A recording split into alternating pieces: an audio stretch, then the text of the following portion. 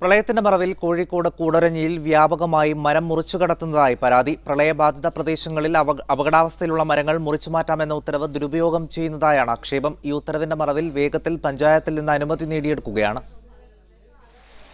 യാതൊരു അപകട സാധ്യതയും ഇല്ലാത്തയിടത്തെ മരങ്ങൾ പോലും മുറിച്ചു നീക്കുന്നുവെന്നാണ് പരാതി. വർഷങ്ങൾ പഴക്കമുള്ള വലിയ മരങ്ങൾ ഇത്തരത്തിൽ മുറിച്ചു നീക്കിയതായാണ് പരിസ്ഥിതി പ്രവർത്തകരുടെ ആരോപണം.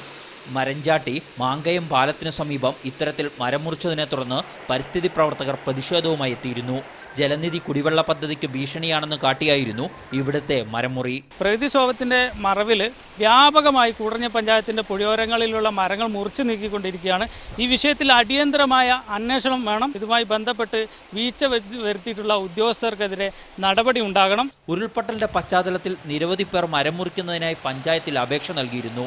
ഇത്തരക്കാർക്ക് മാത്രമാണ് മരം മുറിക്കാനുള്ള അനുമതി നൽകിയതെന്നാണ് പഞ്ചായത്ത് നിലപാട്.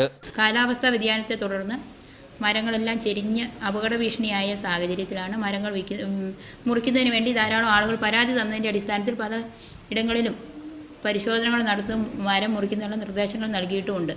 മീഡിയ 1 കോഴിക്കോട്.